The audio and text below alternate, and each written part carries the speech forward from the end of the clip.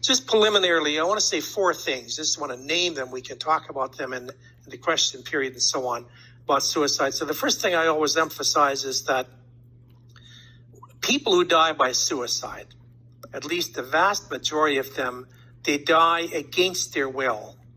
It's not a choice. The same as, I compare it to if somebody dies of cancer or of heart attack or a stroke. They don't pick to get cancer. They don't pick a heart attack. They don't pick diabetes. It picks them.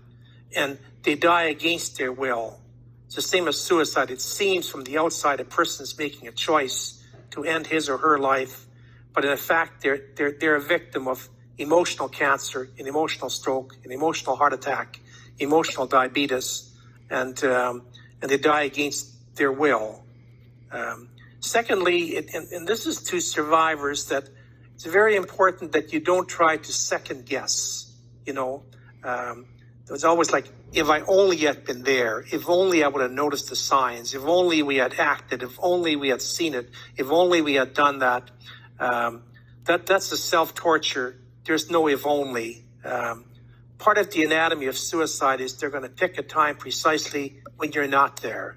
That's part of the sickness and so on. So I always tell people there's nothing gained in just kind of second guessing and mercilessly crucifying yourself. If only I had been there, and so on. And then thirdly, and very importantly, I work with people that say you have to redeem or try to redeem the memory of the person you lost to suicide. Because suicide, and we can talk about this after, it still has a stigma attached to it. Even though our culture thinks we're more enlightened and so on, there's a stigma attached to suicide. And so part of dealing with the loss of a loved one is to try to redeem their memory, so that their life and their goodness and their person isn't seen through the prism of their death. I'll give you just an example of this. A couple of years ago here in this city, we had a priest who was a Hispanic theologian who had done some of the groundbreaking work in Hispanic theology. He had done wonderful work. He had got doctorates from all kinds of universities around the world and so on. They had done this marvelous work for 40 years. He died by suicide.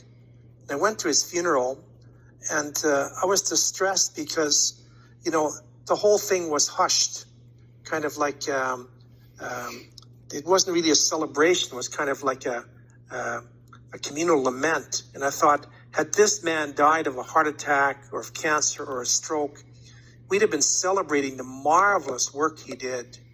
But instead, we're leading the whole thing with hushedness and so on. See, we owe it to our loved ones who die by suicide not to take their pictures down and not to, look back at them through the prism of their death, but to redeem their memory. And then lastly, speaking as a priest and a theologian, I always tell people, you don't need to worry about their eternal salvation. There's always that dark feeling, was this an act of despair? Where are they in the next, how are they in the next life? You needn't worry. People who die by suicide, at last, the vast majority of them, they die out of weakness, not out of strength. God works with weakness.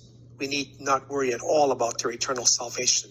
So those are the 4 things that are kind of in my pastoral, toolbox. The idea that this is not a voluntarily chosen death. Even though the death hurts us a lot, we don't need to second guess what might have been had we been there, had we been watching for signs. And then we need to redeem the memory of this loved one, and we don't need to worry at all about their eternal salvation. So those are just some preliminary things I would say about suicide and working with families and survivors that I would bring to out of my toolbox to work with them. So thank you for this opportunity. Thank you so much, Father Rolheiser.